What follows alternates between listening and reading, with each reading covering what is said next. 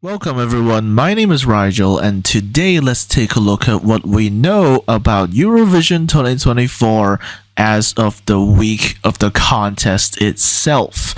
Now, the contest starts, you can see here, on the 7th of May, and I am currently recording this on the 6th of May at around 5 a.m. Don't ask, but yeah, I am recording this on the week of the competition, and so this is a final little what we know about all different entries that are competing this year, and this might be my last Eurovision video for a while, or at least recorded in such a style. I've obviously got a bunch of vlogs coming, but this might be the last video that's directly related to the contest for a while, but I'll see what happens. I will be traveling Europe after my semester, so yeah, we'll see what happens. But for now, let's get into the content. Now, in usual what we know so far videos, what I like to do is go through kind of the background of how the songs were selected, how the artists were selected, and so on and so forth. But this time, I'm not gonna do that. You can check my previous what we know so far videos for that kind of info, and this time I'm actually going to take a look at the rehearsals, because we've already had the first and second rehearsals take place, and I'll go through kind of my own interpretation of them and how they look on camera, the most notable parts that stood out to me personally, and I guess kind of estimate the chances in actual Eurovision.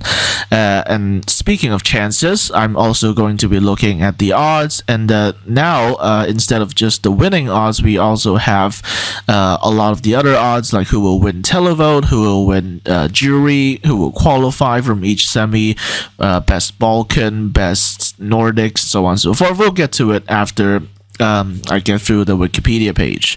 And in case you missed my previous videos, I've kind of stopped doing my blog because I've just not been very motivated to do so. But yeah, with that said, let's get into the actual content. Actually, as of recording this, yesterday we had the turquoise carpet, and it was widely viewed as a kind of failure. Some people even jokingly compared it to the Glasgow Willy Wonka experience, because it was very small. The stream was very disconnected. It was very disjointed, and one suspects that some parts were actually like pre-recorded, but yeah, the whole event was very, very strange. But anyways, let's get into the actual contest. Now, it's going to be the 68th edition. And like I mentioned earlier, the first semi-final will take place on the 7th, which, as of recording this, is tomorrow. And today, actually, it's 5 a.m. I actually haven't gone to bed, but yeah, in about, I would say, 15 or 16 hours as we're recording this, less than that, obviously, when you're watching this, but in that time, I will be personally going to watch the jury show. Because I'm in Europe right now, in case you missed all of my previous videos. I live in Lithuania. I study in Lithuania for now, but for this week in particular, I'm actually living in Copenhagen, and I'm coming to you from Copenhagen from a hotel that's very close to the train station, so I can just readily hop on a train to get to Malmo. But yeah, I myself am actually going to watch pretty much all the jury shows. Well, I'm not watching the semi-2 jury show because that night actually happens to coincide with the last Cornelia Jacobs gig of her current tour, and I'm going to that instead of the jury show. But I'm gonna go watch the semi-1 jury show and also the grand final jury show, and I'm also watching semi-1 and semi-2 live as well, so that's gonna be really exciting. But yeah, enough about me for now. If you want more content from those shows, I'm posting a lot more frequently on Twitter, so follow me on there at BlueRigel4. and depending on my schedule, I might be able to get to post some meetup photos with some of the artists. Like earlier this Saturday, I actually, me and my friend Fia, we actually went to the Malmo pre-party, and we actually met with Aiko for quite a while, and that was really, really cool. Anyways, enough rambling about my current situation. Let's get to the contest. Like I mentioned for the millionth time now, the first semifinal is on the 7th, the second semifinal is on the 9th, and the final will be on the 11th, which is this Saturday. The contest will take place in the city of Malmo in Sweden. It will take place at the Malmo Arena, which is exactly the same arena as 2013. And this year, allegedly, it will be hosted by Petra Mede and Malin Åkerman. Now, the second one is kind of interesting because as of recording this, I'm pretty sure Malin Åkerman has still yet to show up in Malmö, which is kind of interesting. Malin Åkerman is actually, I believe, Swedish American, but yeah, she was supposed to show up for hosting the contest, but as of recording this, I'm pretty sure she's still not here in Malmö. Well, I'm not in Malmö, but she's still not in Malmö. But Petra Mede is back for the third time now, and it is also confirmed through some Instagram stories that this French is coming back. So in case you missed it, last year the iconic phrase 12 points was basically dropped because British, French, yada yada, but that was not a tradition that would last being cancelled. Basically this year Petra Mede is back to saying 12 points, different countries, I don't know, 12 points la Suisse, 12 points la Belgique, or something like that. But yeah, that tradition is coming back, so if you're into the line 12 points for whatever reason, there you go. So yeah, it's going to be hosted by Petra Mede and Malin Åkerman, and allegedly with the second one we still don't know what's happening with her yet. But yeah, the supervisors Martin Osterdahl, of course, and these are the producers, but there are more significant names coming up later on. And in terms of the countries participating, Romania has withdrawn because of low viewing figures, and also because the TV council voted against it, basically. But in their place, we have Luxembourg coming back because actually, if you didn't know, the Prime Minister of Luxembourg is actually quite the avid Eurovision fan himself, and actually spearheaded an operation to get Luxembourg back into Eurovision. So in total, we will have 37 entries, or 36, or even 35, depending on who you ask. Wink, wink. But yeah, there will be 26 finalists as usual. And in terms of the location, like I mentioned, it will be at the Malmö Arena.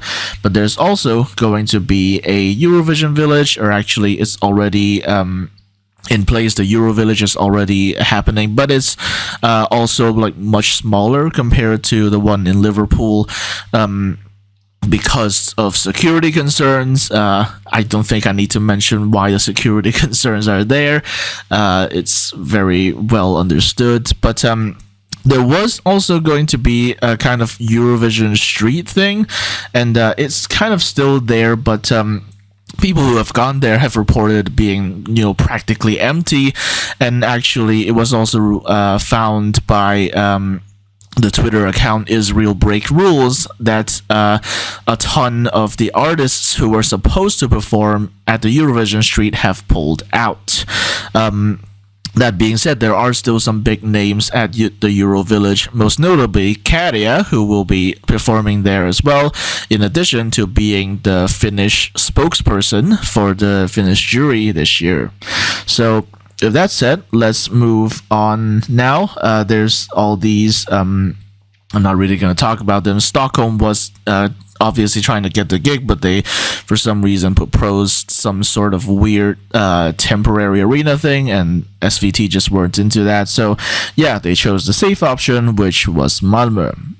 with that said, let's get into the participating countries. Now, you can see here, like I mentioned earlier, Luxembourg will return, but Romania will withdraw. And there are two returning artists who are Natalia Barbu and Hera Björk, who are once again returning to represent their respective countries, Moldova and Iceland. So, now, like I mentioned earlier, I'm not going to talk too much about the songs themselves. You can watch my previous videos for kind of the background of how the songs and or the artists were selected. But here, I'm rather going to talk about the rehearsal photos and what I can remember from the rehearsals. The photos and the videos, actually, they both exist now. We have both now. But yeah, let's go. Starting with Albania, we will have Besa representing Albania with the song Titan. It was originally called Zemren Dor, which was the song she won Festival Congress 62 with, but later that was revamped and pretty much entirely changed to English. And this year, unlike many other Albanian entries, it's not really in red and black, which it was when it was being staged by Sasha John Baptiste. And there's been a kind of curse, I would say, with the lack of red and black. For example, Ranella Hayati famously did not stage her entry in red and black, and she didn't qualify. And that's also happened to several other non-red and black entries for Albania in the past. And if the odds are to be believed, and if public reaction is to be believed, then this will happen again. Because this year the staging is also not red and black. I think I would describe it as like black, blue, purple-ish, but honestly mostly black. And for some reason on the screen, as in on the TV screen, and also in the LED backdrop, there's some weird effects and also some weird projections of Besa. The choreography is also somewhat strange, but Besa does sing very well. I can attest to that myself after having seen her perform like 3 separate pre-parties at this point. She does sing very well. However, the staging is very questionable, and if anything, is more likely to cause confusion than actually cause her to qualify. So, unfortunately, Albania's chances aren't looking good. They've got some weird projections on the screen. They're also not using red and black. And that's really all I have to say about the staging. So with that said, let's move on to Armenia, where we have Lada Niva representing Armenia with Jako. I was pronouncing it Jacko earlier, but one of my friends, Fia from earlier, she's actually ethnically Armenian, and she told me that the song title is actually pronounced Jako. So this song is a very, very folksy song. Some people have described it as quote-unquote oriental, which isn't really true, but it is very, very folksy, and a lot of the lyrics aren't even lyrics. It's just la la la la la, or more specifically la la la la la la la la la la la la la. So yeah, it's very easy to sing along to, and some people have speculated that this could pull a Treniletto, that is, be a very folksy song that gets a really high televote, and I do think that's still possible. However, this year there are a lot of televote-friendly songs, and chances of that are probably less likely. But I think, looking at the staging and such, and this still has a pretty good shot of qualifying. Now, Lada Niva themselves are actually just a duet or a duo. It's actually, you can see here, Audrey and Jacqueline. These two are the kind of core members of Lada Niva. But on stage, they've actually got a few more people to kind of bulk out the stage, I suppose. For example, I don't know the names of the people, but I think Audrey is playing the trumpet. He's also playing the trumpet in the music video, but there's also some other people playing different instruments, like drums, like saxophone, I think. And so on stage, there's going to be more than just the two members of Loud and Eva performing. And then in addition to that, there's also this kind of large prop type thing. I'm not really sure how to describe it. It's got a lot of different, yellow adjacent colors. There's yellow, there's brown, there's a little bit of like red and blue and green for like decoration, I suppose. But the main centerpiece, I suppose, is like again, a prop. I can't really describe it that well, where a bunch of the people just stand on their it's a centerpiece. I don't really know how to describe it, but yeah, basically most of the members of this ensemble, I suppose, just kind of stand or sit, in the case of the drummer, on this centerpiece, while Jacqueline actually goes around singing and such. So it's less dynamic than perhaps some had expected it to be, but still it's great fun, and I think it doesn't have that much of an issue qualifying in a televote only semifinal, which is still a thing this year. So that's it. Let's go from that to Australia, who are being represented by Electric Fields with the song One Milkali, One Blood. Now, Electric Fields might be a familiar name to you if you followed their national final from, or the Australian national final rather, from I believe 2019 or 2020. I'm not sure, where they performed a song named 2000 and whatever. And one thing that was notable during, for Electric Fields in general, is that they really like to amplify, they like to promote Australian Aboriginal culture.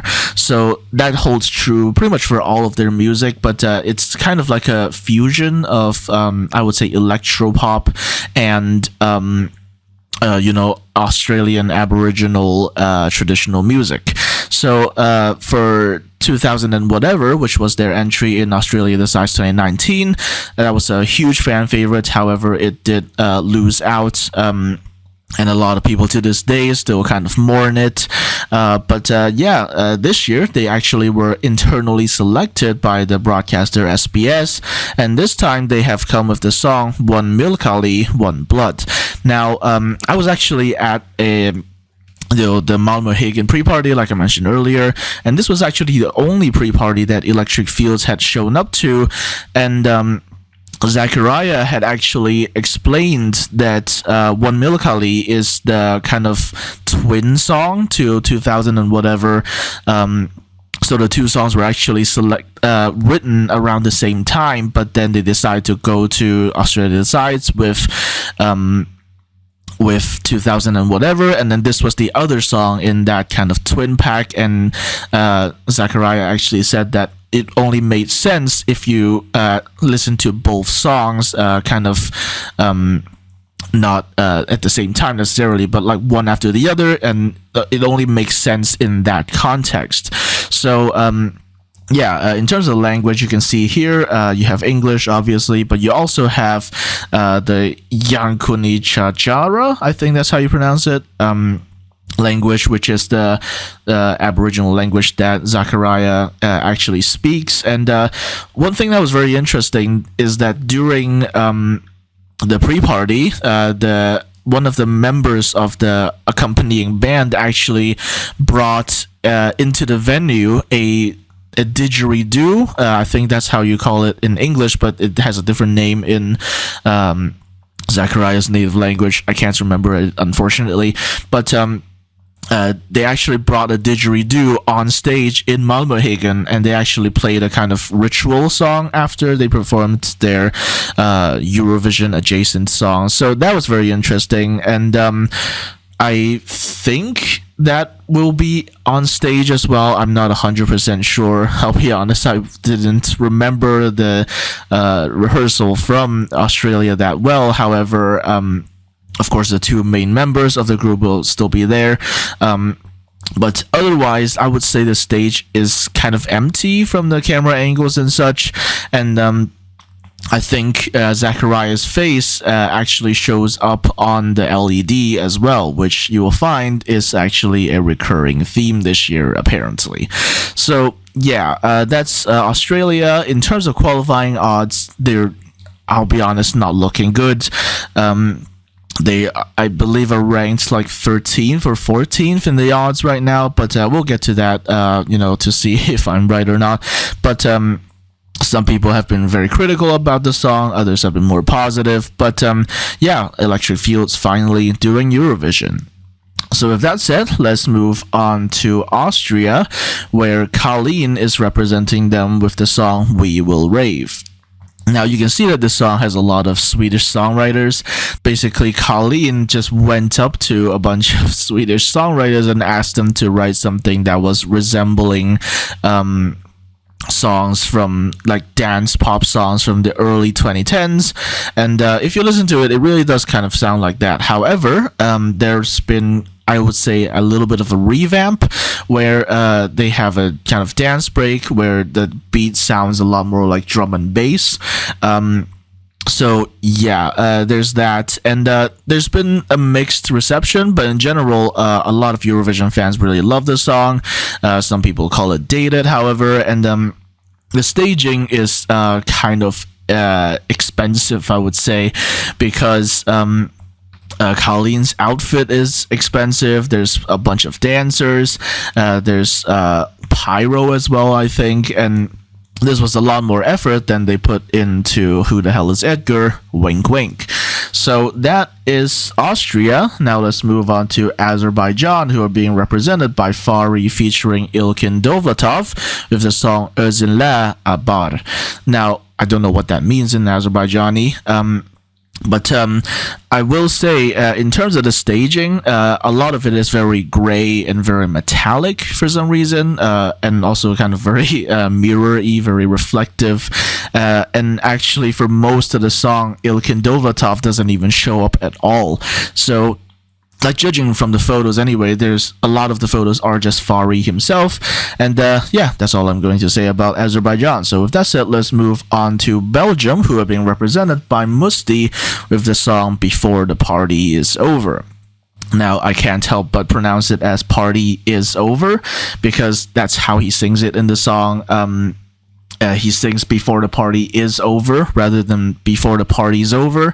But in any case, the song is a kind of dramatic ballad, and the music video features basically a ring of standing microphones and mic stands and whatnot, and that is actually replicated on stage in Malmo, actually. And basically, Musti is in a very glittery outfit. Some people would kind of compare it to North Macedonia 2021, but I personally wouldn't do that. But it was still very glittery, very shiny. So yeah, that's Musti for Belgium. The whole staging is very dramatic. It's also got the same like fog machine, smoke machine from the music video, so it's very foggy ground. The whole color scheme, I would say, is like yellow brown type stuff. However, the camera shots could be better. I think it was a little bit too distant. It made the whole stage look very empty, which really isn't something that you want. So that is Musti for Belgium. His vocals have also been called into question because in some performances he was just outright off key, but in this case, at least in the rehearsal clip, he sounded perfectly fine, at least in my opinion. Some people have said that he could shock non-qualify, but personally, if you ask me, he is pretty safe, at least in terms of qualification, because as we've seen time and time again, televoters don't care as much about vocals as us Eurovision fans do. So yeah, that is Belgium. With that said, let's move on to Croatia, who are being represented by Baby Lasagna with the song Rim Tim Tagi Dim. And basically, in terms of the staging, if you've seen the national final performance, it's basically that, but upgraded to a big stage, and it looks really, really good. Although, some people have pointed out the criticism that shots are a little too far away. They're a bit too distant from Baby Lasagna and his dancers and drummer and such. And basically, that's kind of one of the main criticisms of the rehearsal clip right now. But other than that, the staging is pretty much identical to the national final performance, which isn't necessarily a bad thing. It works. It's actually brought them back to the status of the winner favorite. So, it works. You don't really need to fix it. So, yeah, Baby Lasagna is representing Croatia with Rim Dim Tagi Dim, and this is the first time in God knows how long that Croatia is a potential favorite to win Eurovision outright. So that is Croatia. So if that's it, let's move on to Cyprus, who are being represented by Celia Kapsis with the song Liar. Now, I've talked about the background of this song several times now on this channel, so I'm not going to go into it. So in terms of the staging, I think one thing that most people would agree with is that it's surprisingly dark. The song is kind of an upbeat bop, and one criticism that a lot of people had was that despite being literally the start of the show, because it is opening semi-final 1, the show was actually, or at least the performance was actually surprisingly dark, at least in the rehearsal clip, because in the rehearsal clip they actually showed the dance break in Liar, and let's just say for some reason Celia Kapsis decided to freestyle, and it does not come across all that well on camera. And also the general color scheme, at least in that rehearsal clip, was mostly kind of bluish, light to dark blue, but it was also, if it makes sense, it's like light blue but dark, but it's not dark blue. Does that make sense? But yeah, that's basically the color scheme for the staging of Liar. The choreography has been shown on TikTok a million times, and it's pretty much the same thing. But like I said, during the dance break, apparently Celia Kapsis is going to freestyle, which see 2024 Jojo Siwa, and yeah, I don't have anything more to add to that. In terms of qualification, it's kind of borderline, I would say. Most people, most Eurofans would say they're borderline. I would say they're pretty overrated in the odds right now, but we'll see what happens. Opening show songs tend not to do that bad compared to slot 2, but we'll see what happens. With that said, let's move on to Czechia, who are being represented by Aiko with the song Pedestal. Now, the staging has gotten a massive change from the national final. If your only impression of Pedestal is the national final, you can pretty much put that away. The staging is very elaborate now. Certainly, Aiko herself is dancing less, which really helps with her vocals. That was another criticism, that she was dancing too much, and that caused her to be out of breath during the national final. And so now she's dancing less, but she's got more dancers.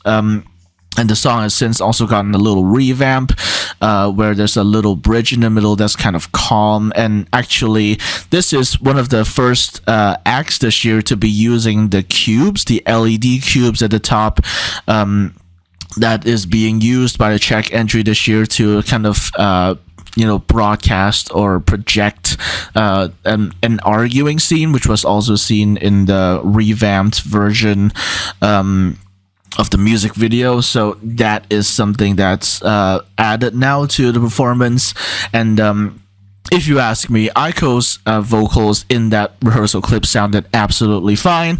However, the odds and a lot of Eurofans just don't seem to agree, and this is currently still, I think, last in the semi-final 1 qualifying odds, which I think is insane. But also, in terms of the staging, another improvement from the national final is that they've got pyro. So clearly this year, from wherever, they've pulled out the budget for some actual proper staging. So yeah, the staging director, however, is still the same one from Lights Off and My Sister's Crown. I don't know why that took me so long, but yeah, it's basically the same staging director from 2022 onwards. And this year the entry is Pedestal, sung by Aiko, and the song is some have described it as like an Olivia Rodrigo reject, so kind of grunge pop, that kind of stuff. So yeah, personally, me and a lot of my friends are like really rooting for it, but the odds don't see this going through to the final. But we'll have to see what happens. So if that's it, let's move on to Denmark, who are being represented by Saba with the song Sand.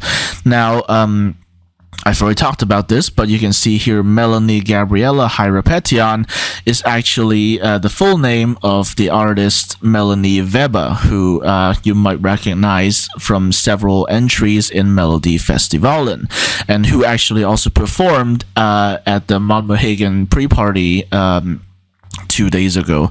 And unfortunately, Saba was not there, even though it's literally a pre-party held in Copenhagen, but still, this is regarded as one of Denmark's more, competent entries from the last couple of years. And if you've seen the national final performance, I would say it's really not too different. The dress is still there. Saba is still standing on some sort of platform and really not moving around all that much. One main difference, at least visually, is that they've gotten rid of the mic stand, and now she's singing with a headset mic, which is cool. And also, they've decided to incorporate actual sand into the performance, more specifically, glitter sand, which means that there will be glitter found in random parts of Malmo Arena until next time Malmo Arena hosts Eurovision. But there will be glitter sand throughout the performance, and I think at some point during the performance, Saba throws some sand around, and but other than that, a lot of the performance is still very similar to the performance at DMGP, including the whole heart glowing animation thingy at the bridge right before the last chorus. So yeah, pretty much similar to the national final, but slightly elevated. In terms of qualification, I would say it's still not looking that great, but I think this time Denmark probably has a fighting chance, and I would expect them not to do any worse than 12th probably in the semi. So with that said, let's move on to Estonia, who are being represented by 5 Minust and Bulup. I'm aware there's other pronunciations, like some people would actually pronounce the 5 in 5 Minust as the Estonian word for 5, but I can't remember that word right now. So yeah, I call them 5 Minust and Bulup. And basically, they are basically a group of pop artists collaborating with a folk duo, basically, and their song is called, and I quote, "Nendest narkootikumitest ei tee me küll midagi." Now, the song is entirely in Estonian, and this title quite literally translates to "we don't know about these drugs," or "we don't know about these drugs yet," or something like that. But the song does have a kind of narrative, but that's not really the important part of the song, I would say. The important part is that it's a bop, it's a fun song, people dance their silly dance to it, and it's garnered a pretty dedicated fan base. It was a favorite in the national final, but the staging wasn't as good there. But compared to that, they have now figured out a more elaborate staging now. In the national final, they were just kind of basically singing and doing the dancing with no kind of coherence whatsoever. But now they've kind of staged the especially the chorus as a kind of shouting battle or a singing battle between the two main vocalists from 5 Minust and Bulup. And basically, they keep walking towards each other while they're singing their lines, and so it feels a little bit more coherent. It feels like there's a little bit more of a, I guess, storyline. And they actually kind of practiced this choreo during the the pre-parties as well. I actually saw that live in Barcelona. They were doing that live, and it was a lot of fun. However, the staging has also been kind of criticized because it doesn't really tell much of the story of the song itself. In the music video, there's a lot of different imagery, especially like kind of urban imagery. However, in the staging, there's really none of that at all. It's mostly just like green and purple lights going around, which look fancy, which look cool, but it kind of loses its folkiness. Because, like I mentioned, Bulup are actually a duo who does like folk music, and they have their own like unique stringed instruments that they play along with the song. But this aspect isn't as I guess emphasized in the new staging. It looks very modern, very sleek, and I'm not sure how people are going to react to that, but I guess we'll just have to see what happens. I would say in terms of the qualification, this has always kind of been borderline. Some people have not doubted it because it's a fun song, and obviously Televers, they love fun songs. But the staging here is a little bit disconnected with the narrative, let's just say, and there are other much stronger televote magnets coming after Estonia, so their qualification is kind of at risk, but we'll just have to see what happens on the night, and of course later we'll take a look at the odds as well. So with that said, let's move on to Finland, who are being represented by Windows 95 Man with the song No Rules. Now, in terms of the staging, as far as I remember, it is pretty much a carbon copy from UMK, the national final, because they still have that denim egg. They still have Windows 95 Man with the literal pants on fire, or pants emitting sparks or whatever. They still have that, and even the outfits are pretty much the same, although Windows 95 Man has had to blur his Windows 95 logo on his t-shirt, but other than that, pretty much everything remains the same from UMK. The props are the same, the outfits are the same pretty much, and if you haven't seen that, it's kind of wild, but basically you're expecting two people on stage, because Windows 95 Man is one guy, but there's also another guy you can see here, Henry Bispanen, who is actually the main vocalist of the song. Windows 95 Man takes kind of a back role and does more like entertainment stuff rather than actually sing the song. But the entry features two people on stage, and it will feature a denim egg and underpants with sparks coming out of it. So I thought that wouldn't be illegal for Eurovision stage stuff, but turns out it is, and so that's what they're going with. So the staging, if you've seen the UMK performance, is pretty much the same. There's not really a whole lot of changes to it. So that said, let's move on to France, who are being represented by Slimane with the song Mon Amour, and he's performed this song a million times by now, but the only thing I can really say about his staging is white.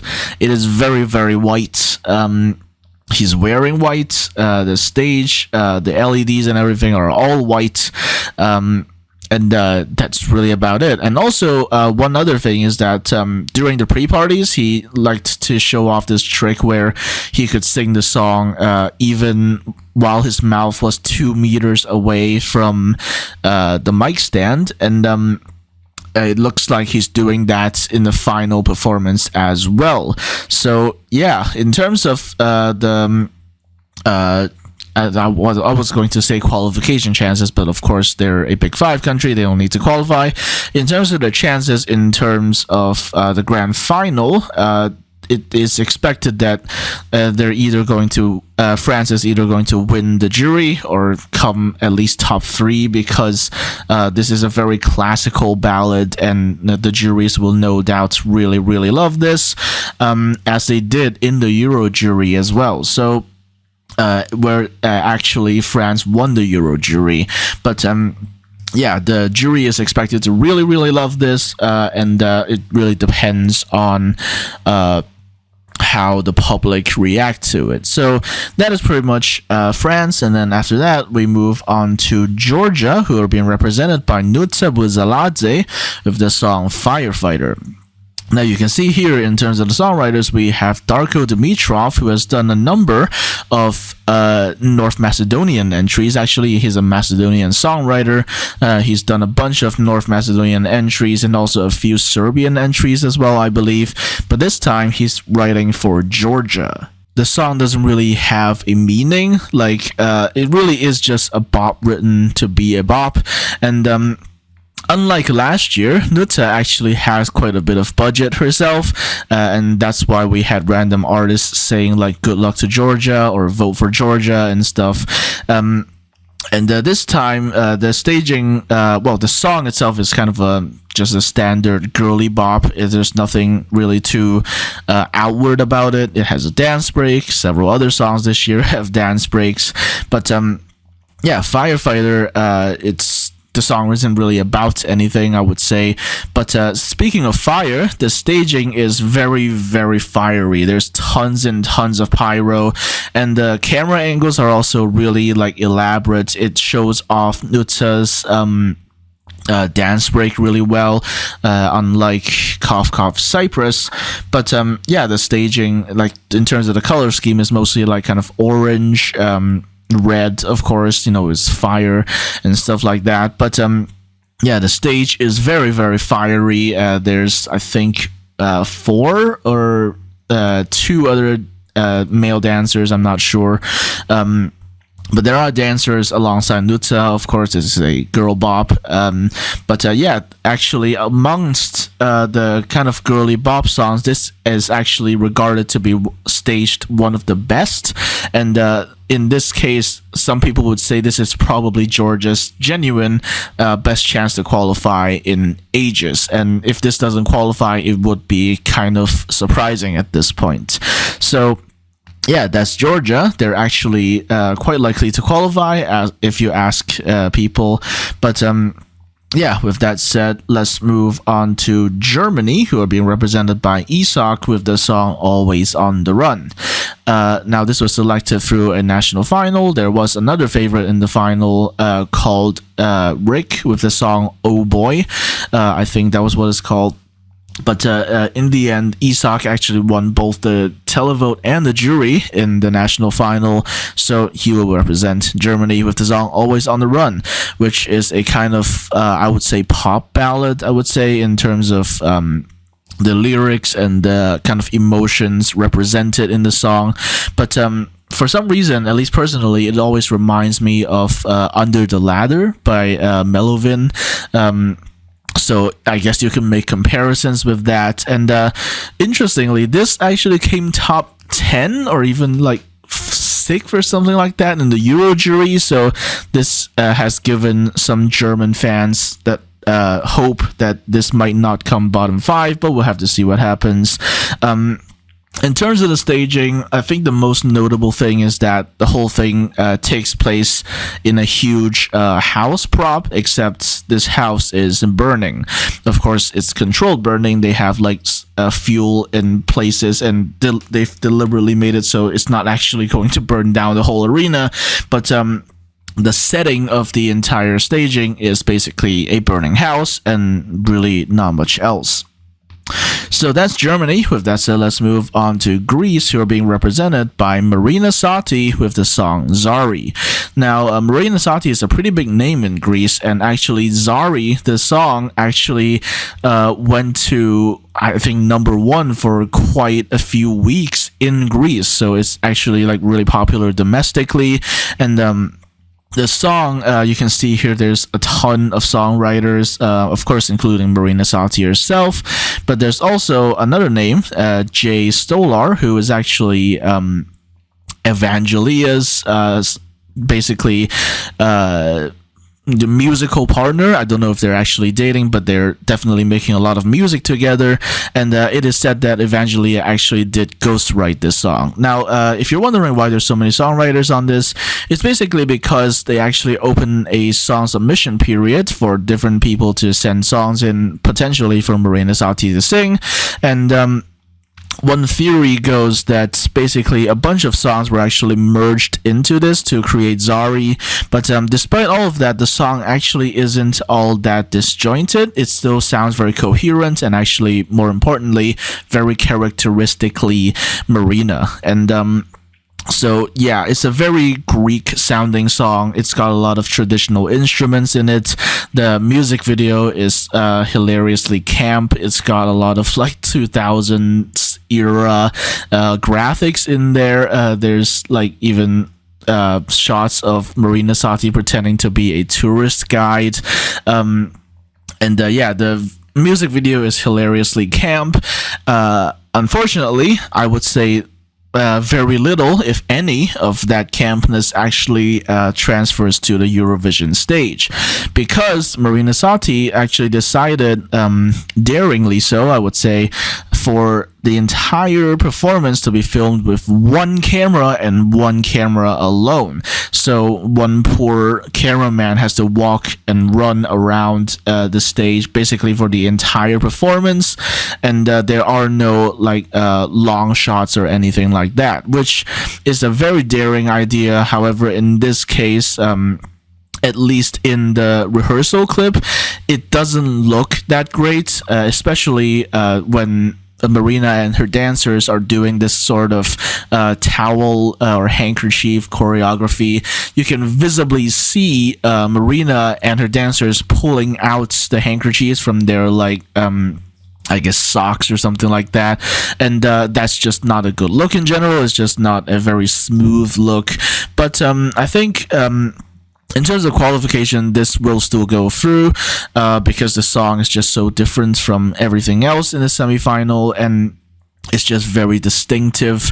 I just think it might not do as well as people had hoped for it to do prior to the reveal of the rehearsal clip. And even Marina herself said that the rehearsal clip was poorly chosen. So we expect the performance to look better as an entire product. So yeah, that's Greece. I think I rambled about them for way too long, but with that said, let's move on to Iceland, who are being represented by Hera Björk, who, like I mentioned, already represented Iceland, I think, back in 2010 with the song Je ne sais quoi. And pretty much at every single pre-party, she would sing both Je ne sais quoi and her current song, Scared of Heights. Now, the song, in terms of genre, is very just generic pop. Some people have put it over like holiday commercials, and it works surprisingly well. There's a lot of drama around the selection of Hera Björk, and I'm not going to repeat any of it here. Just watch my previous videos to see how it kind of went down. But in terms of the staging, it is pretty much a copy of the staging at Sönvakepnin. The LEDs pretty much are the exact same. There's the whole "I feel it coming," text on screen pretty much at the start of the performance, just like it was in Sönvakepnin. And then one new thing, however, is that they put a kind of stairs prop, although I think that might have also been there in Sönvakepnin. I'm not sure, but there is now a stairs prop that Hera Björk briefly walks down from the start of the performance. And yeah, in terms of differences from the national final, that's pretty much it. There's not much at all, if any. So if you've seen the Sönvakepnin performance, you pretty much have seen the Eurovision performance. And in terms of qualification, this is speculated to either come last or second to last in the semifinals. So yeah, not looking good for them. With that said, let's move from Iceland to Ireland with the song Doomsday Blue, which will be sung by Bambi Thug. Now, this is a really daring song. It's very different from any of Ireland's previous entries. It's, strictly speaking, you can't really even qualify this as a pop song because it's got a very unusual structure, unusual vocals. It's just very different from anything Ireland have sent in the past, like, period. But it's very striking. Of course, at the start, one does tend to get confused by it. But the song is very unique, very standout, and as me and several others have found out, very good to scream. So, yeah, that's Doomsday Blue. I've read apparently that the song is actually about Bambi Thug apparently getting a concussion at some point. I don't know what that's about, but yeah, the song is very distinctive. It features different parts where Bambi Thug is like screaming or shouting, and then parts which sound very fairy tale like. Let's just say not the Alexander Rybak fairy tale, but it sounds very sweet, very saccharine even. So it's got a lot of dramatic contrast in the song, and in terms of the staging, I dare say this is the best staging that we've gotten this year. Like, I've seen a lot of the staging stuff, obviously, but I think this is the only one that made me go, whoa.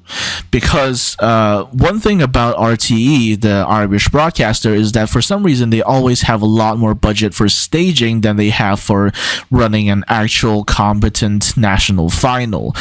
So in the national final, the staging was very whatever, because they were quite literally performing in a tiny TV studio. But the staging here is insane. First off, they have really good camera angles. The performance actually starts with basically some sort of camera spinning like 180 degrees, and it's very dramatic. There's a lot of fog.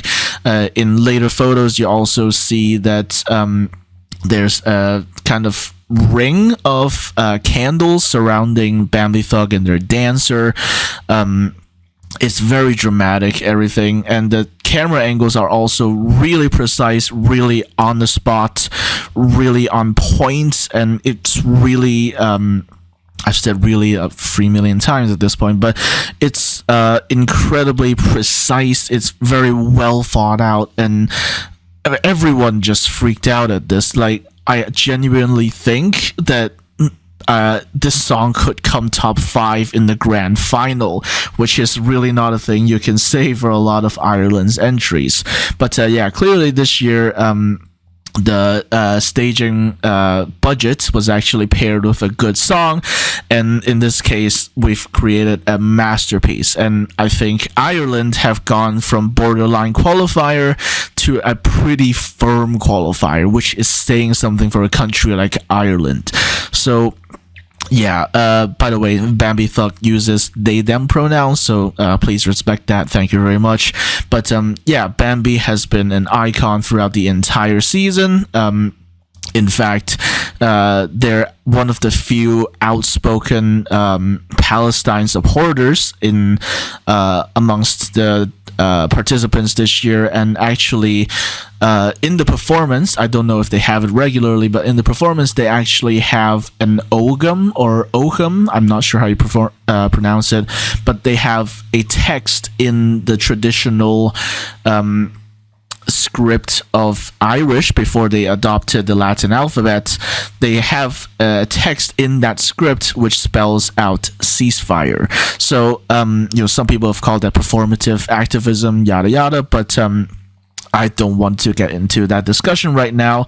But I'll just conclude this little section by saying that Ireland have got incredible staging, a really good song, and I really expect this to cruise through to the final with ease and get at least top 10, if not top 5 overall. So that is it for Ireland. I think their staging was amazing.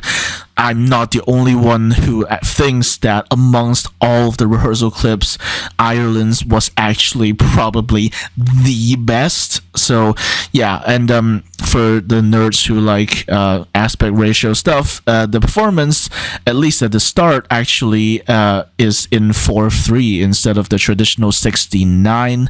So yeah, if you're interested in that, just a little heads up, I guess.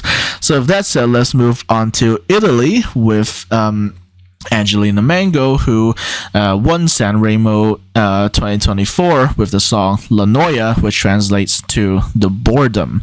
Now, this song is, some people have described this as a cumbia song. It sounds like something that would be appropriate to dance along to as a cumbia, which is a type of I think Mexican dance. I'm not sure about the details on that, but the song is a bop. It's also the first time in like 10 years that a woman has won Sanremo, so that's kind of significant as well. And this year they have gone all in with the staging, right? With most years, there's some criticism that Rai just doesn't care enough to properly stage their entries. Well, this year is not one of those years.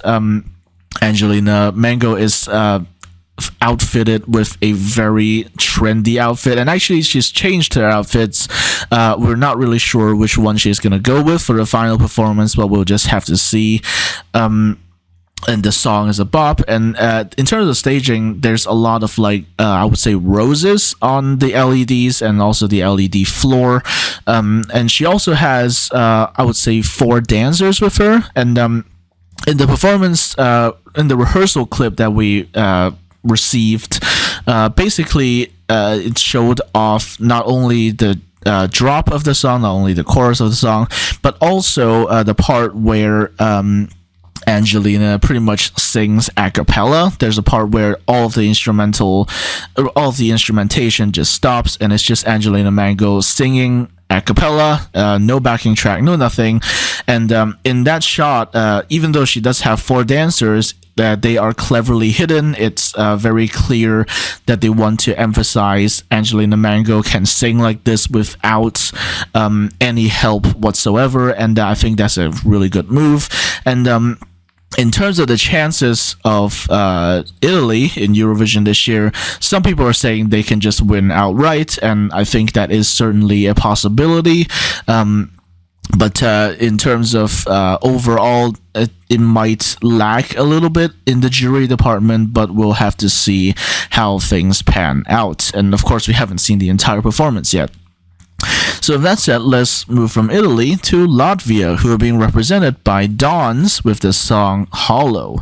Now, this is a very classical ballad. It's almost too mainstream for most fans of Latvia.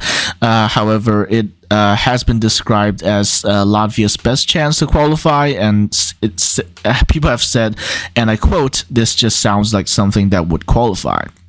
Now, looking at the odds, however, that does not seem to be the case, although some people have just attributed that to this year being a very strong year, which it is, of course. Dons is a very good vocalist. However, his stage presence is, I don't like saying this, but his stage presence is really, really lacking.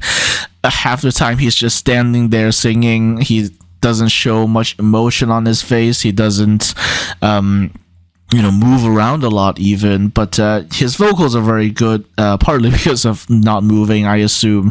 But the song is a very dramatic ballad. The staging doesn't change that much from Supernova, but instead of having some rocks, now Dons has some sort of metal ring that he sometimes walks through. That's really all there is to say about the staging of Hollow. And the qualification isn't looking great either, unfortunately, so Latvia may very well stay out of the final for yet another year. So with that said, let's move to Latvia's neighbor and the country in which I am currently studying, Lithuania. They are being represented, or I guess I should say we are being represented by Sylvester Belt with the song Luktelk, which this word translates to wait a little bit. And there is a kind of narrative to the song, but honestly, like with other kind of dance poppy songs, it doesn't really matter that much. What really does matter is that it gets the club going, and it certainly did 2 days ago when we went to the Malmo pre-party. And you can see, I like to mention this every time, but you can see here we have the songwriter Jessica Shivokite, who is otherwise known as Jessica Shy, who is very, very popular in Lithuania. Although I did ask some of my Lithuanian friends, and she's probably not going to do the national final herself, but still, this is probably the first time she's been involved with anything relating to Eurovision, but she is good friends with Sylvester Belt. So the song is pretty much like an electro pop, I would say, and it's, again, like I said, a bop. It's very popular in Lithuania. I've heard it played in malls like 6 or 7 times already, and in boat rides I've heard it like 3 or 4 times. So yeah, even someone like me who almost never even goes outside, I've heard it that many times. So just imagine it's like playing daily in Lithuanian radio stations. So yeah, it's a huge hit, and also a huge hit among Eurofans as well. When this won the national finals, some people even claimed that this could win Eurovision. As Eurovision approaches, that now seems rather unlikely. However, the song is still a bop and is still expected to give Lithuania a pretty good result.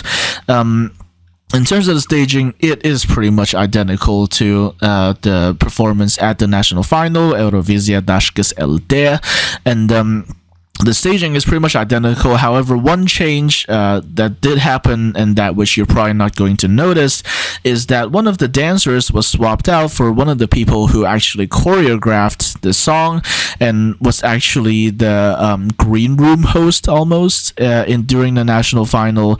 Apparently, he's some sort of TikTok influencer who is known for having very red hair and beard, apparently.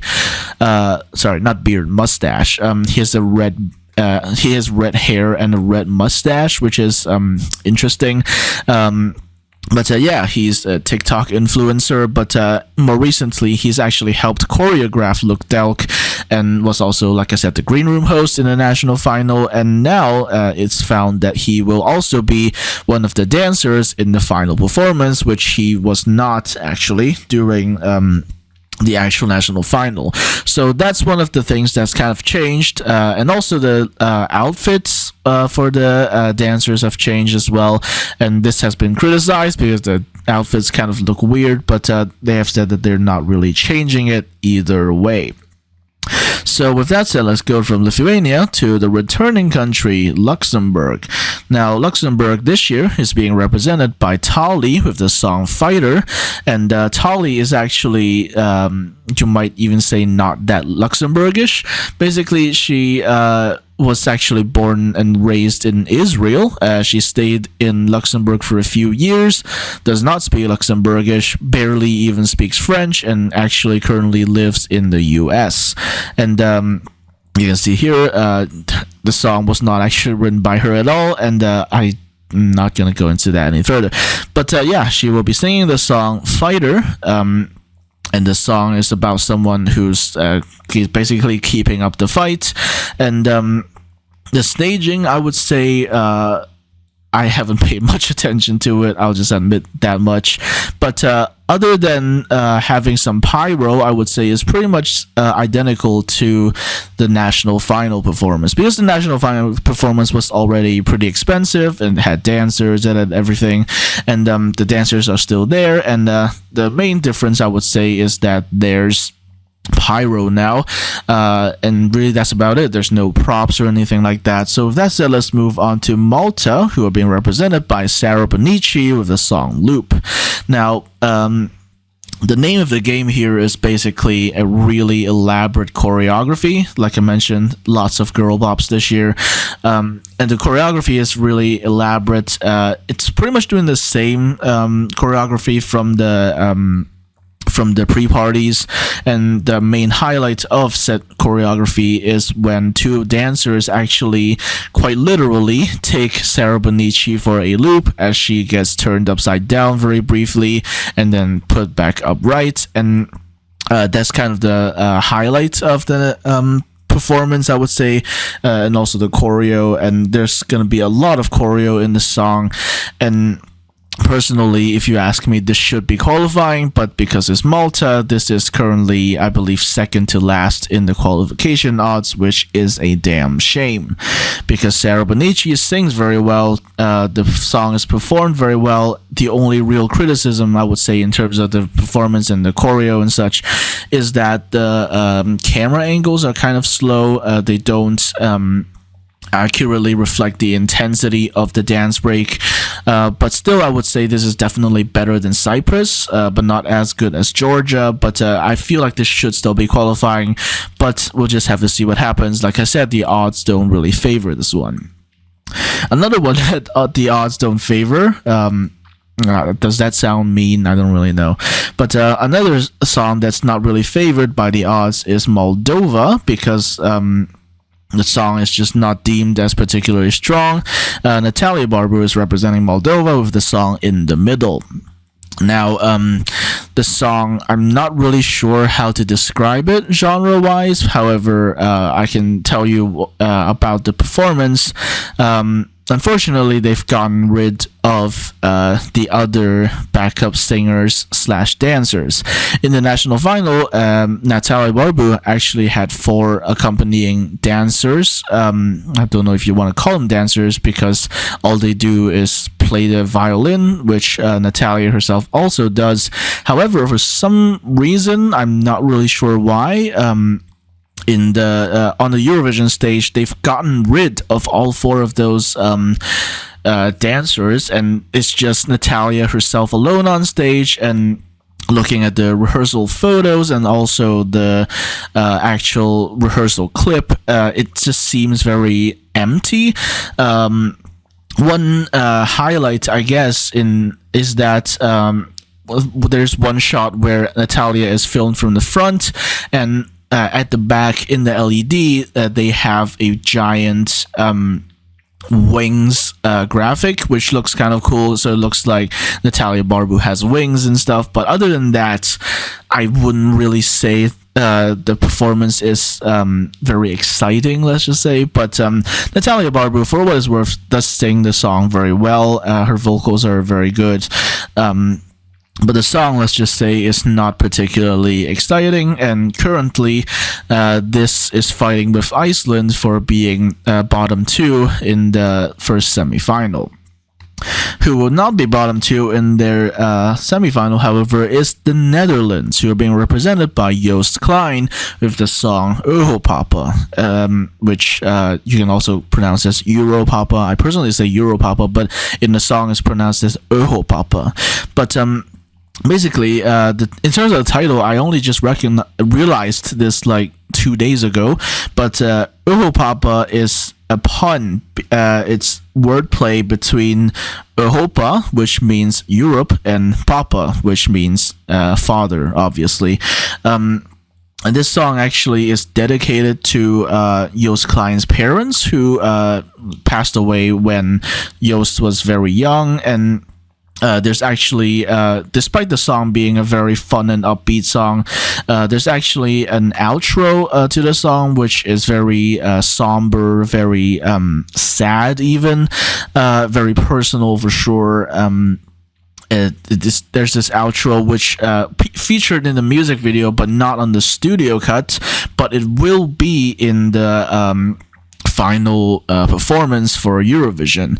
Now, there's been some, I don't know if you can call it drama with the performance, but basically in the first one, there was one of his good friends who featured in the in the music video, one of his good friends in the music video decided for some reason to dress up like a bird, and then some people were wondering whether he would actually keep that bird for the final performance, but now it seems like it's not going to happen because that friend posted on his Instagram that, and I quote, "felt cute, might fly away next week."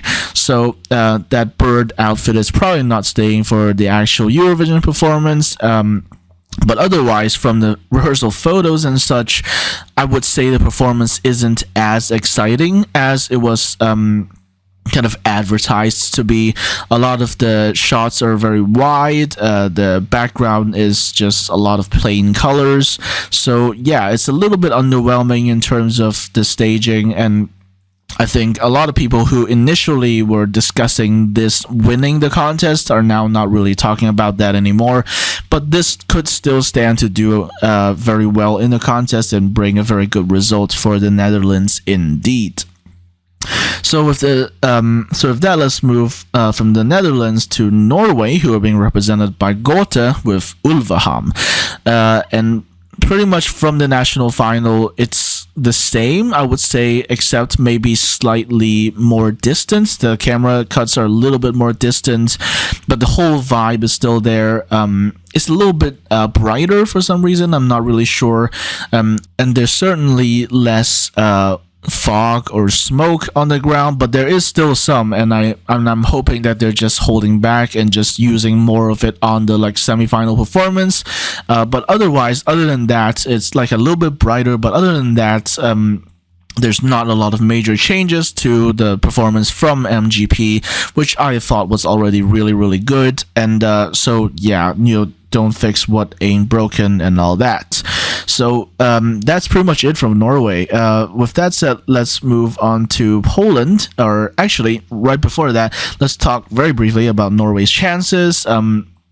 At first, when this won, people said that this could win the whole contest, and I personally think they still could, but most fans are now disagreeing with that, and actually right now they're not even top 10 in the odds.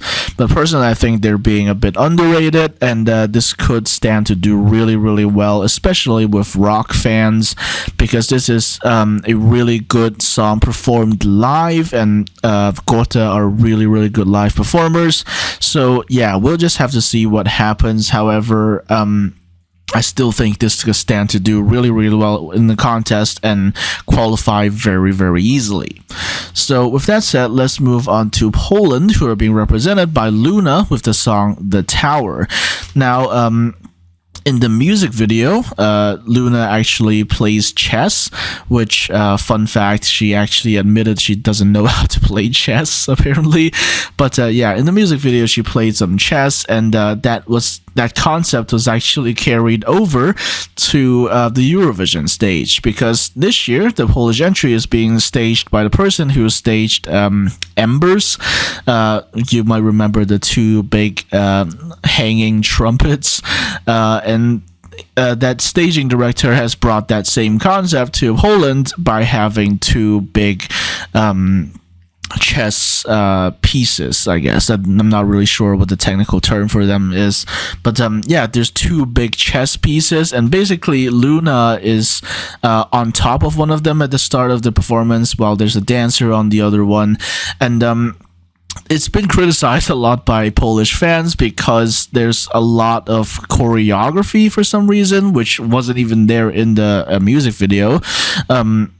But there's now a lot of choreography in the performance, and as a result, Luna sounds kind of out of breath during the performance, and so that could be a negative thing for voting chances and such. But this still stands a pretty good chance of qualifying, because the Polish diaspora is a strong one, especially in terms of voting in Eurovision. So this could still make it through to the final, but its chances are now a little bit more shaky than it previously had been. A country which was helped by the running order, however, was Portugal, because they were placed second to last in the running order, and is a very good place for any song, but especially something like a ballad, which tends to get less, televote attention. And Grito is a very dramatic ballad, and it was a favorite in the national final since the very start, and its performance really only solidified that because Yolanda has a very strong vocal, and the performance is actually characterized by 4 dancers who you wouldn't think were necessary in a dramatic ballad.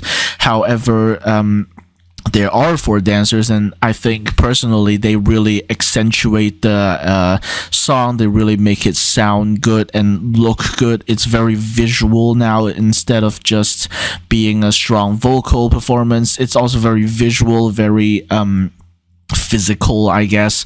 But yeah, it's a very dramatic ballad, and Yolanda again sings it really, really well.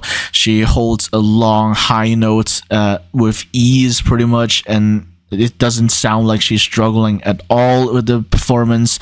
And in terms of the Eurovision performance, I think they've just brought a lot of the same stuff over, which again, if it ain't broke, don't fix it. But they've also started using the cubes as well. They've also put like white on the cubes, which I think really also adds another visual element. So I think this has a really, really good chance of qualifying, but the odds also kind of disagree. I think they actually put Portugal 10th. I think that definitely needs to be higher, but we'll get to the odds in a minute. So after that, we have San Marino, who are being represented by Migara with the song Once Once. Now, Migara actually a Spanish band, and but they went to San Marino this year instead of to Benidorm Fest because they were rejected from Benidorm Fest. But yeah, they actually won the national final in San Marino, to even their own surprise, actually. And now they will represent San Marino with the song Once Once. And the staging is actually really, really good. The song has been said to be not that great by some people, at least. Certainly, most people agree that the song isn't as good as Arcadia, which was their song for Benidorm Fest 2023. But this year, the song has been deemed kind of inferior to that, let's just say, and but still, it's still got its fan base. Let's just say one of those fans being my good friend Fia, but yeah, the staging is actually surprisingly good because the camera is also like Ireland. The cameras are also very precise. The visuals are very, very expensive, and the whole setup actually doesn't look that jarring.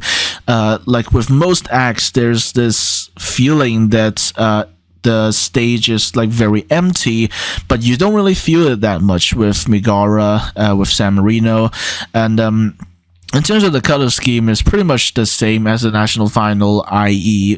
Pink and black, because that is kind of Megara's own colors. But yeah, the staging looks expensive, the camera cuts are very precise, the visuals are very on point, and yeah, that is pretty much it for San Marino. However, despite this, however, it's still not clear if they could even qualify, but we'll have to see what happens. With that said, let's move on to Serbia, who are being represented by Teodora with Ramonda. Now, this song is another very calm ballad, and it's been very concerning for Serbia because this year I believe they were put in the 2nd spot, aka death slot, in the semi-final, and it's a ballad, so they're being doubly screwed up in that sense. Screwed over, rather. They're being doubly screwed over in that sense, and so it's very concerning whether Serbia could even qualify for the final. But people have hope, and certainly in terms of the genre, it does stand out among the different entries. In terms of the staging, it's pretty much identical to the national final. Teodora is sitting on a giant rock. I think they've also said that they're incorporating some elements from the music video, which also featured Theodora sitting on a rock. It's very dramatic. There's, of course, a lot of fog and smoke on the ground. And it's a very intimate performance, and certainly a lot of people are cheering for this to qualify through the first semi-final. So from Serbia, we move to their neighbor, Slovenia, who are being represented by Raven with the song Veronica. Now, Raven has had a long history with Eurovision because she's tried for the national final 3 times at this point.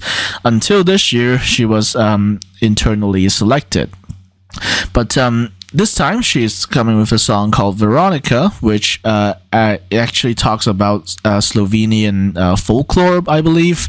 And in terms of the staging, it's been kind of disappointing, I'm not going to lie. Even the music video looked better than it because it was darker and also I would say more mysterious somehow. It certainly had more fog or smoke, but there wasn't a lot, at least in the rehearsal clip. And we're hoping that they're going to put some for the final performance, but we don't know for sure. But in any case, in the rehearsal clip, Raven shows off her very good vocals. She's actually partially an opera singer as well. So she actually sings some long high notes in the last chorus of the song, and it sounds really good. However, it doesn't look as great because apparently they don't have a huge budget this year. But nonetheless, a lot of people are also cheering for this to qualify, and people will definitely be voting for this. But speaking of voting, I forgot to mention that Theodora actually went viral in India, of all places, because of her previous song named Janum. In that song, there's a phrase "moje more," which means like "my sea" or something like that. That phrase in particular has gone viral across Indian TikTok, and people are hoping that this can actually help Theodora in the rest of the world vote. Maybe she can win that and get some much needed points to qualify for the final. So in this case, I would argue that both Serbia and Slovenia are kind of in trouble in terms of qualification, but we're certainly hoping that they get through. Now, after that, we have Spain, who are being represented by Nebulosa with Thora. Now, this song is a very much kind of feel-good song. Like, even if you don't know the lyrics, it just feels good to like sing along, to dance along and such. It's very retro in nature. The lyrics basically talk about destigmatization of, women's sexualization, if that makes sense. But basically, destigmatization of women in general, I suppose.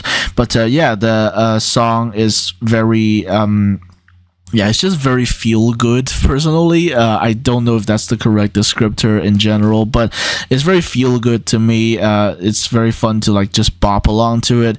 The staging is interestingly raunchy. Let's just say, is that even how you pronounce raunchy? I don't know. But it basically it involves the singer, who is an older woman. The vocalist is an older woman, but she also comes with 2 male dancers who are doing rather scandalous performances, let's just say, for their choreography. And that's been true since the national final, by the way. That hasn't changed at all. But there has been some controversy over the staging of Thora, because it's been found that the big overlay, the big LED screen, the design there was apparently AI generated, and we can tell because the words aren't formed properly. So that's been a little bit controversial, and of course they're not going to address it, but still it's something that's been talked about, especially with Spanish fans. And it's something that's controversial about the entry, but other than that, It's been very popular, especially with gay fans for obvious reasons, like I mentioned, the dancers. But yeah, that is pretty much it for Spain. They're being represented by Nebulosa with the song Thora. And with that, let's move on to the host entry, which are Marcus and Martinez with the song Unforgettable. Now, Marcus and Martinez are actually a Norwegian duo. They're actually twin brothers, but they're from Norway, but for some reason they're a lot more popular in Sweden than they are in Norway, so they actually signed to a Swedish label and actually entered the Swedish national final, which they won. So this isn't their first time in the national final. They've also been in last year, actually, in the edition with Loreen, and with the song named Air. And in my humble opinion, Air was actually a better song than Unforgettable, but it was Unforgettable which actually won the national final. So yeah, they are representing Sweden, and in terms of the staging, it is pretty much identical to the Melody Festival performance, with the exception of the cubes, which they're also using a little bit. The LED cubes on the top of the arena, they're using that as well at some points. But other than that, the choreo, the singing, the structure of the song, etc., these are all pretty much the exact same as the national final. So there's not really much to say if you've already seen that performance. But yeah, you can describe the performance as kind of cyberpunk-y, because there's also like random 0 and 1s in the backdrop. So yeah, that is pretty much it for Sweden.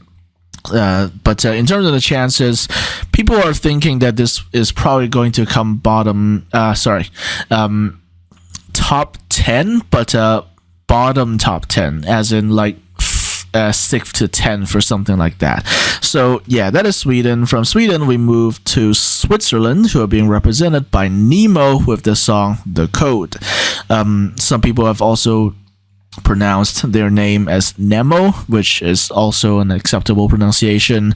But basically, Nemo is actually the second non-binary artist this year, and also uses the pronouns they them. So again, respect that. And the song is a mix of various genres.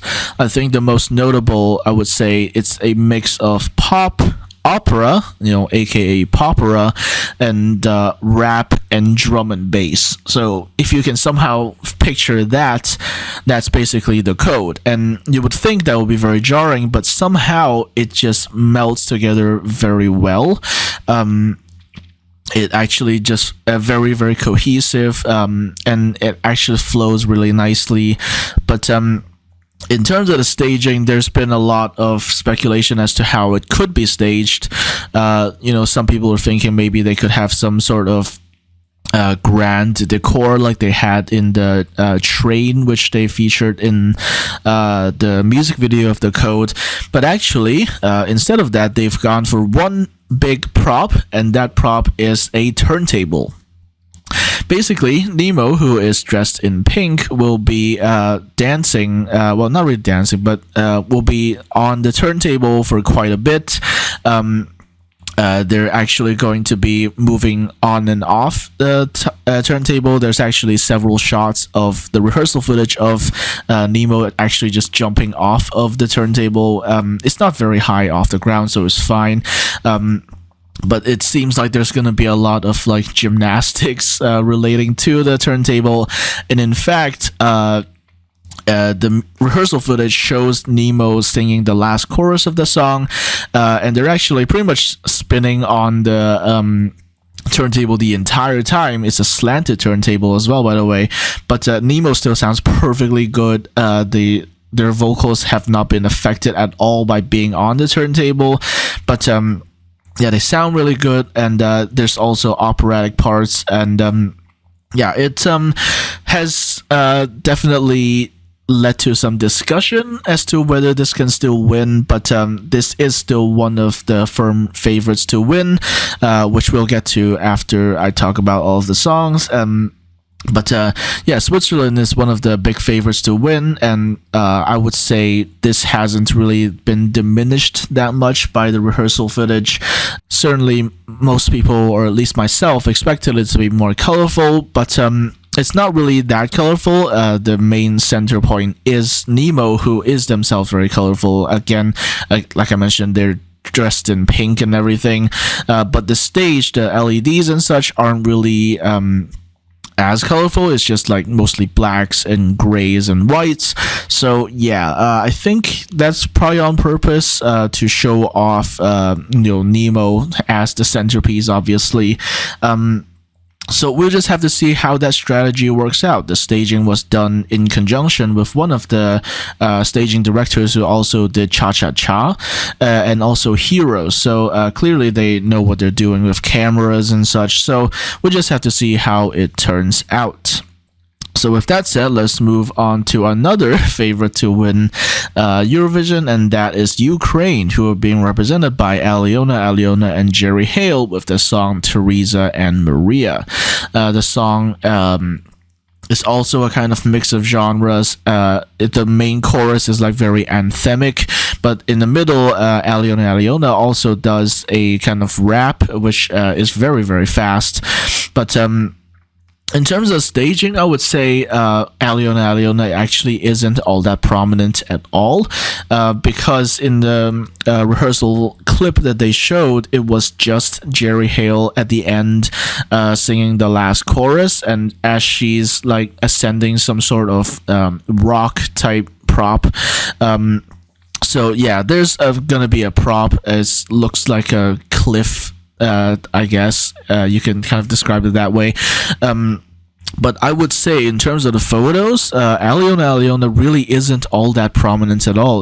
In terms of featuring in the performance, I would say it's more like Jerry Hale featuring Aliona. So that's something I would advise people to expect. Aliona is not going to be in the performance all that much. It's mostly Jerry Hale with the exception of the rap, but we'll just have to see what happens. People say this can win. Personally, I'm not seeing it. I've not really been wowed by it as such, but different people have different tastes, and maybe people will really be drawn to this. So with that said, let's move on to our final entry of Eurovision 2024, and that is, of course, the UK, who are being represented by none other than Ollie Alexander of Years and Years, and this time he is singing a song named Dizzy. Now, the staging is interesting, let's just say. A lot of people maybe expected it to kind of resemble the music video where Ollie Alexander is like moving through a bedroom or something like that. But actually they've gone a completely different direction, and they've gone for a boxing theme. I'm not really sure how that relates to the song, because the song does not talk about or even hint at boxing in any way, but the staging is very related to boxing. The outfits are all very boxing related. Some people even made the joke of Ali, Muhammad Ali, get it? Because Muhammad Ali, but in this case, Muhammad Ali, Ollie Alexander. But yeah, it's very boxing related for some reason. In the rehearsal footage, it's shown that the camera kind of shifts to kind of almost represent them being on the opposite sides of the wall. The gravity kind of gets interesting as well. They're playing with that kind of concept, and I think it's really clever, but I do still worry that they're falling into the trap of having the performance be a little too distant from the crowd, too distant from the arena, and that could be a concern, certainly. However, there was also some other shots where the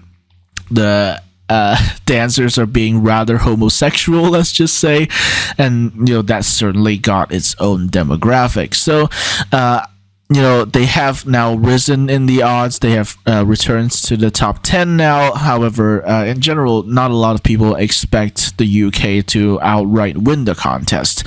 And that is all of our entries for Eurovision 2024. Now, in terms of the other countries, I think it's better to talk about what countries could return next year rather than, what countries didn't return this year. I would say the most likely are probably Monaco, I would say, because they have now got a new broadcaster with full EBU membership, and for that, I think they could stand to re-enter Eurovision. Another country that's not mentioned here is Montenegro, because they are actually broadcasting Eurovision 2024 both by radio and by TV, and one presumes that if Croatia wins Eurovision, then Montenegro is pretty much 100% returning to the contest, but they could be held back if the contest is held somewhere expensive, like say Switzerland. So yeah, we'll have to see what happens, but right now I would say the two most likely countries to return are Monaco and Montenegro. Slovakia was going to be a likely candidate to return. However, the current government is kind of Eurosceptic in Slovakia, I would say, and so because of that, they actually made a public announcement that they're not going to be in Eurovision 2025, so you can dash that name off of your list. So in terms of the production, like I mentioned earlier, there are more prominent names than the ones I showed earlier, and the big ones to look out for, I would say, are Christer Björkman, who's been the director of pretty much every single Swedish contest in the 2000s, and then also Edvard af Sillén, who was the mastermind behind Love Love Peace Peace, and he's now returned to write the scripts for Eurovision 2024 and obviously for Petra Mede as well. So those are the names I would personally point out. And in terms of the slogan, we've talked about it. There's going to be we haven't talked about it in this video, but it's going to be United in Music forever and ever now, because let's be honest, how many people actually care about the slogan? The stage design was actually done by Florian Wieder, who was actually previously known for rather boring or at least safe stages. But this time it was actually a surprisingly innovative stage, although the efficacy of which is to be questioned, because half the time the stage just looks kind of empty for most people. The general stage design is kind of like a cross in the middle of the stage, although there is a bridge for artists to get onto that cross and such. But that's pretty much the stage design. You can look up photos of it yourself, or you can just watch the show. I mean, like I mentioned, we're having the jury show today, so I'm actually going to see the stage in action myself. So that's the stage design, and then after that we have postcards. The postcards are pretty much having the artists in their own countries. I'm pretty sure Nuta from Georgia actually filmed her postcard in Georgia, and apparently she was like walking her dog or something like that.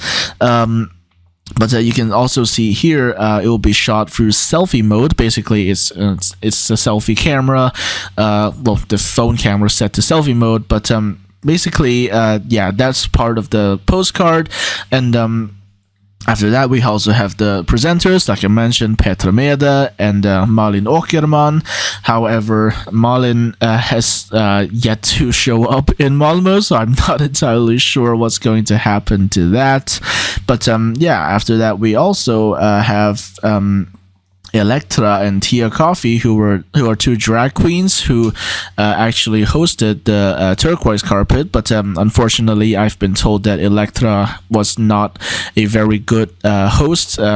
She was asking very random questions, like I think she was asking Aiko about hazelnuts or something like that. But the turquoise carpet happened yesterday, and it did not go very well, let's just say that much. And there's a bunch of security stuff, which I do not want to get into right now for pretty obvious reasons. You know where I stand on this. So yeah, in terms of the format, there's really not that much to talk about. The main difference, I would say, is that you can see here, the rest of the world is actually going to be able to vote for 24 hours before each show.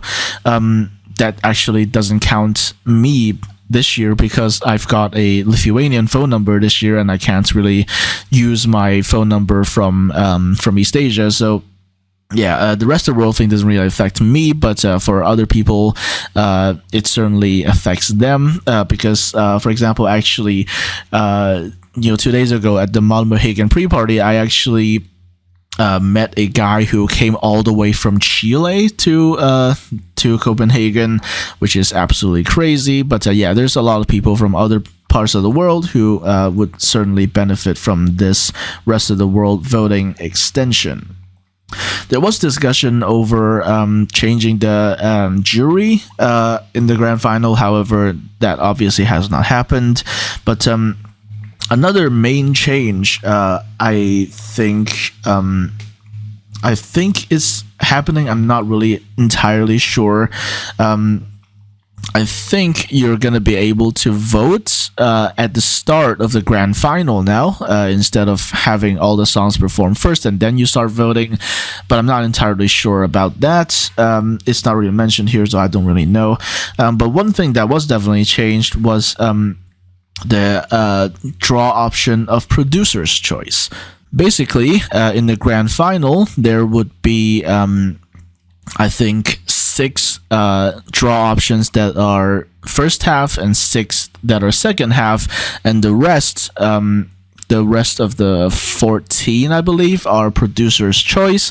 And some countries have already drawn producer's choice, actually, because the big 5 have already drawn their slots, or rather, they've drawn their halves, I suppose. And from what I remember, Spain and Italy have drawn producer's choice, while France has drawn second half, and I believe Germany has drawn first half, actually.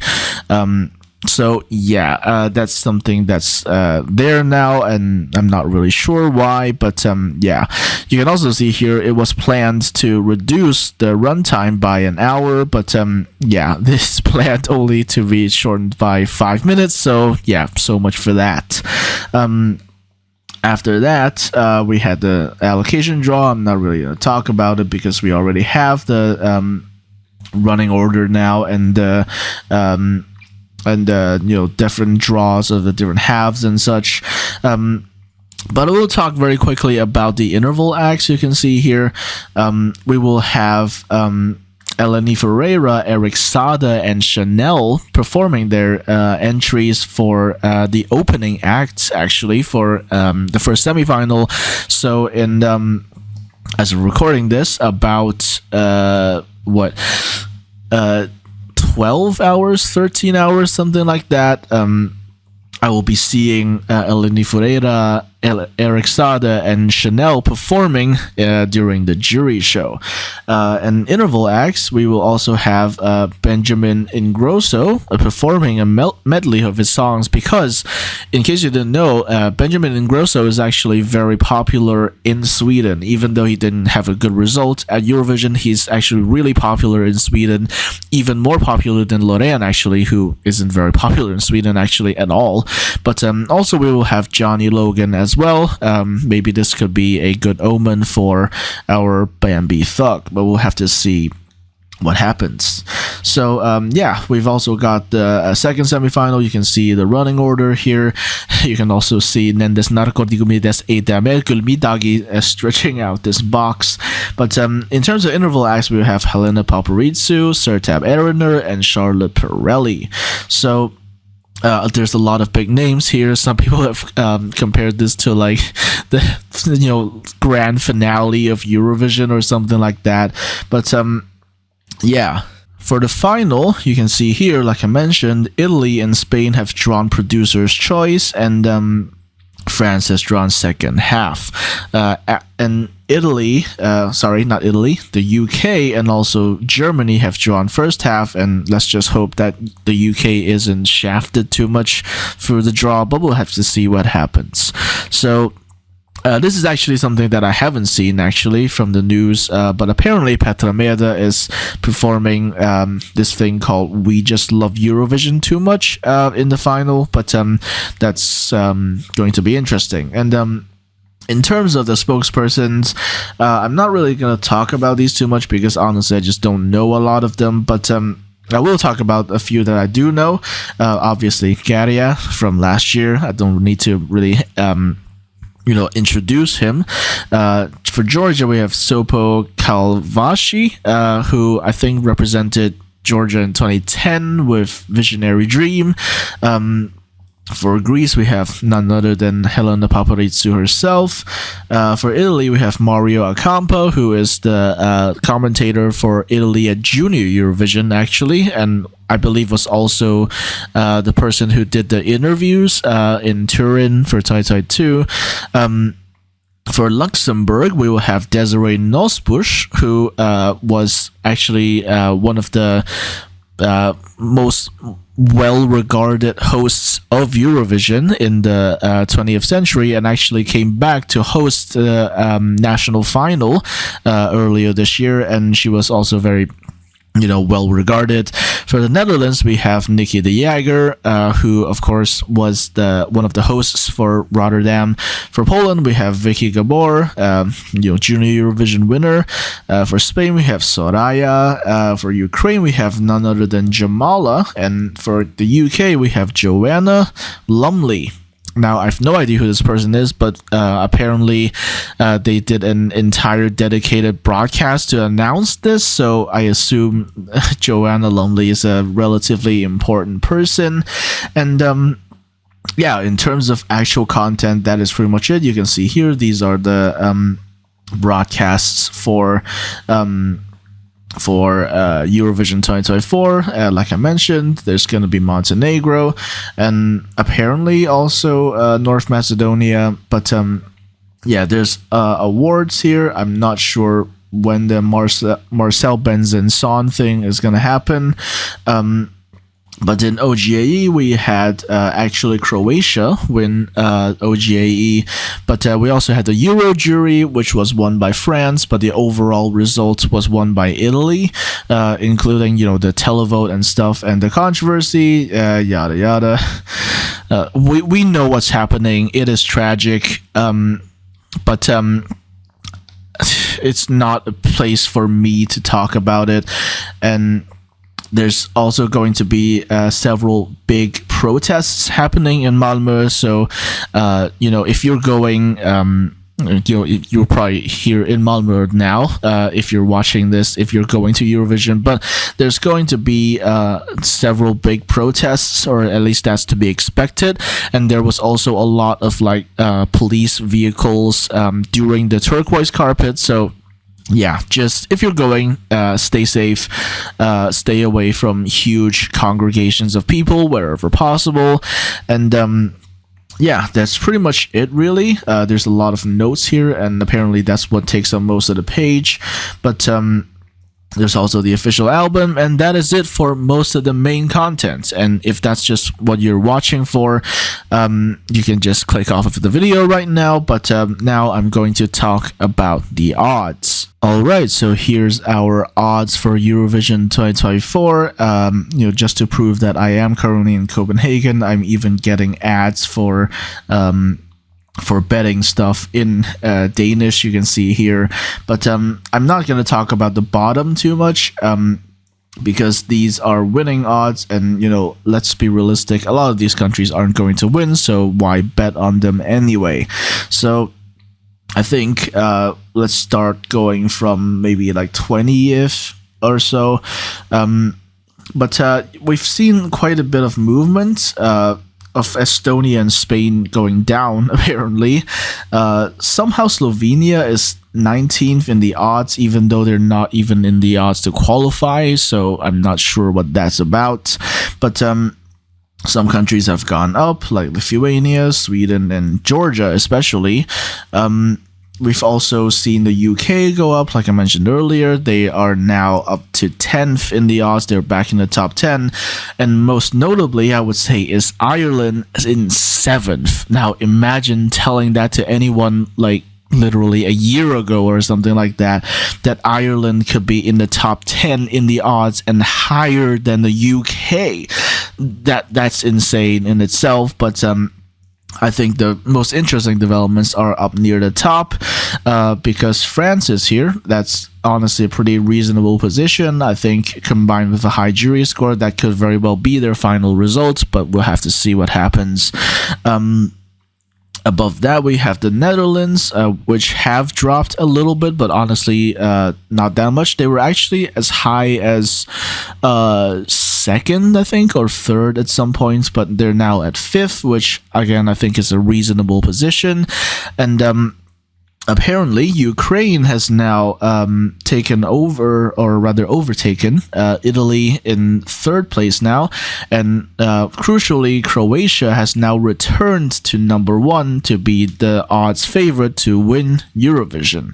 Now, we don't know if that's going to happen. And honestly, you can see here, like I mentioned, well, I actually didn't mention, but I at one point the entire odds top 5 was having a winning chance of 10% plus, but now it's still top 4, which still goes to show that it's still a really relatively open game.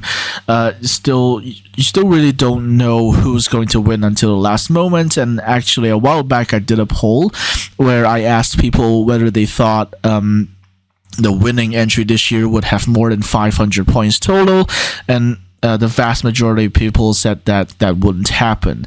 So yeah, I think we are looking at a 480 maybe or 490 points winner this year at the most. If they get any more than that, I would honestly be amazed. But yeah, I would say honestly, this whole top 7 is pretty accurate. Yes, I am including Ireland in that. Just let me hope for a second, please. Ireland really need this. Come on now, Bambi deserves it. And actually, a while back, when the rehearsal clip for Ireland came out, I tweeted actually, I'm hoping for Ireland and Switzerland, both entries sung by non-binary artists.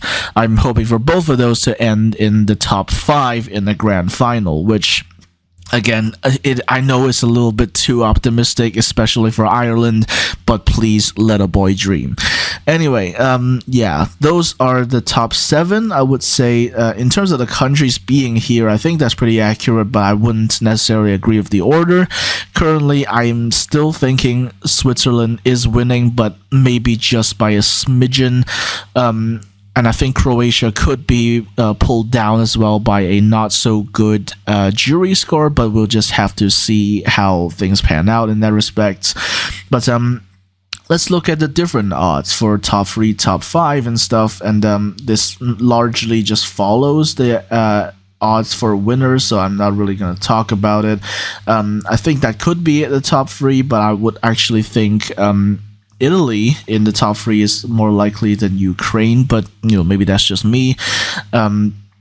Or top 5 is much the same. Top 10 much the same. Although, yeah, you can see Sweden is there, and apparently Armenia for some reason. Even though Sweden is much lower in the winning odds, they're 14th, but they're also predicted to be top 10. I'm not really sure what that's about. But yeah, people have said it sounds like an entry that would come lower top 10 basically. And yeah, other than that, it's pretty much identical to the winner odds. In terms of the Nordics, I would say that's maybe accurate, but I would also possibly bet on Norway being the best Nordic country this year, because that's my opinion. I think they could very much overtake Sweden and come top 10 as well, but maybe I'm being optimistic, but I really do think they have a chance to do that. For Balkan, yeah, that's kind of obvious. Obviously, Croatia is going to be the highest ranked one. But why is Moldova there? Moldova is not a Balkan country. What the hell?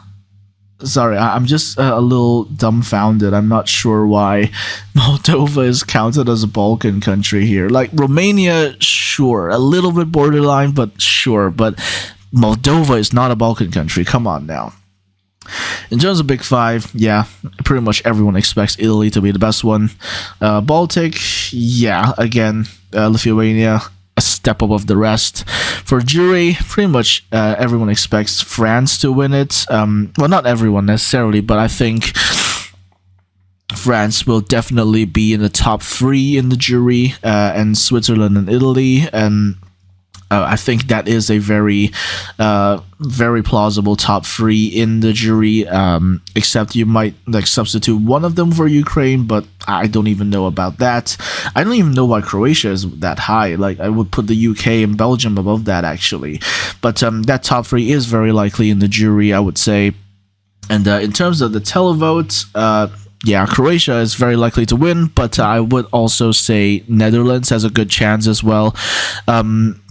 I'm not sure why Ukraine is up there. I don't think, Teresa Maria does not strike me as a particularly televote friendly song, but, maybe that's just me. But yeah, Croatia, very good chance of winning the contest, winning the televote, actually. I don't know if they're going to win outright, but, yeah, in terms of winning, finishing last, they have put Spain, but Germany is also really up there. Some people have put Luxembourg, which I think is interesting. I'm not really sure why, to be honest, but they've supposed that I guess Luxembourg's gonna qualify, but then do very poorly in the final, which is possible. But we'll just have to see. I personally wouldn't even put them as qualifiers if it were me, but who knows. But after that, we have the semi-final odds, and I'm also going to talk about my personal predictions for the semi-finals. And right now, I would say, with the exception of Luxembourg, I would say this is a pretty accurate qualifier set. I would put Luxembourg way lower, maybe 9 for 10, and then change. If they don't qualify, I would think either Australia or Slovenia would qualify. And also, I would put Poland even lower, to be honest, like maybe 9 for 10th even, because their staging is kind of frivolous. Let's just be honest here. But I think in general this is pretty accurate. Luxembourg, I would put them definitely lower, but it warms my heart to see Ireland 5th in the qualifying odds. So yeah, that just kind of blows my mind. But yeah, other than that, I would say, oh my god, Cyprus as well. I completely forgot about Cyprus. I really doubt Cyprus is going to qualify. It's just not got that energy, I would say, for a proper qualifying first act, but we'll just have to see. I would say Luxembourg and Cyprus are definitely overrated here, and I would personally, like my personal qualifiers, I would definitely put Australia and Slovenia, but I would say at least either Slovenia or Australia will make it through, while at least either let's just say Luxembourg and or Cyprus won't qualify. I would say Cyprus is more likely to NQ because Luxembourg is coming last in the running order, but we'll just have to see what happens. There's also odds for who will win the semi, who will not qualify. They're pretty much the same stuff except in reverse order, pretty much. And there's also Finland, which if you know me, I really don't like their song at all. But unfortunately, this is a televote semi, and so this is probably going to qualify, and then have like around 3 jury points in the final. And for semi-final 2, there's this is going to be a bloodbath either way, and there's like for 13 songs or something like that which I want to qualify, and if I were to pick one country from the NQs to actually qualify, I would say Czechia. I really think Czechia is being underrated a lot by the odds, and Malta as well, but Malta is traditionally getting fewer votes anyway because it's a small country. But Czechia, I think, is really being underrated. There's been history of Czechia qualifying fourth, even though their artists were being, not particularly looked down well on. My words are getting scrambled at this hour of day now. Actually, as of recording this, it just hit 7 a.m. So yeah, I haven't had sleep at all. But yeah, sorry. Back to this. Czechia, I think, really does stand a chance of qualifying, and if there's any country from this group that I would pick to qualify, I would say Czechia. And who would I replace? Honestly, probably Austria. I might be a bit too much of an optimist for saying that Israel could non-qualify, but genuinely I can see it happening. It's a non-zero chance, but I can't genuinely see it happen, but I wouldn't bet on it personally. If there's anyone I would bet to not qualify, yeah, I think these two are pretty accurate. And I would have Denmark and or Czechia in place, but most especially Czechia because I personally met Aiko, as she's lovely, lovely person. And her song is a banger. So yeah, there's also winning odds for the semi, not to qualify odds. Again, it's pretty much the same stuff except just upside down. And even with that though, I struggle to see Israel coming top 3 in the semi. Despite everything, because first off, the song is a ballad, which kind of automatically takes away televote points, and then in addition to that, there's also the fact that it's surrounded by very bombastic entries, Norway, Italy, because I actually forgot to mention earlier that the actual Big Five and the host countries are also going to perform in the semifinals now, even though they're not going to get voted on. So yeah, Israel is actually surrounded by Norway and Italy, and those are some very bombastic entries, and the show is being closed by the Netherlands, which will just absolutely sweep the televote. So I really think Israel in comparison could actually be kind of overshadowed, and I really don't think they're going to come top 3 if qualify at all. So that is pretty much it for my last Eurovision 2024 information video. And finally, for my prediction on who will win Eurovision 2024, I don't know. I seriously don't know. This is probably the most open year that I've ever followed. I would say that top 4 is going to be our final top 4, Croatia, Switzerland, Ukraine, Italy, but I don't know the exact order of that, and I don't know how people are going to vote. Tentatively, and partially due to my personal bias, I've also met Nemo in person. Lovely, lovely person. They give the best hugs ever. I actually asked for a hug while we were in Amsterdam. They give the best hugs ever. Lovely, lovely person. And so kind of because of that, I'm rooting for Switzerland to win, and I really do think Switzerland can win. But I'm not so sure about Croatia. I would say right now it's actually between Switzerland and Italy. I would say those two are the main ones to beat. Ukraine, I really do not see as part of the winning equation. Nor Croatia actually, because I really think they could get shot down a little bit by the jury. Not as much as usual, because favorite status means that the juries kind of have to vote for them at some point.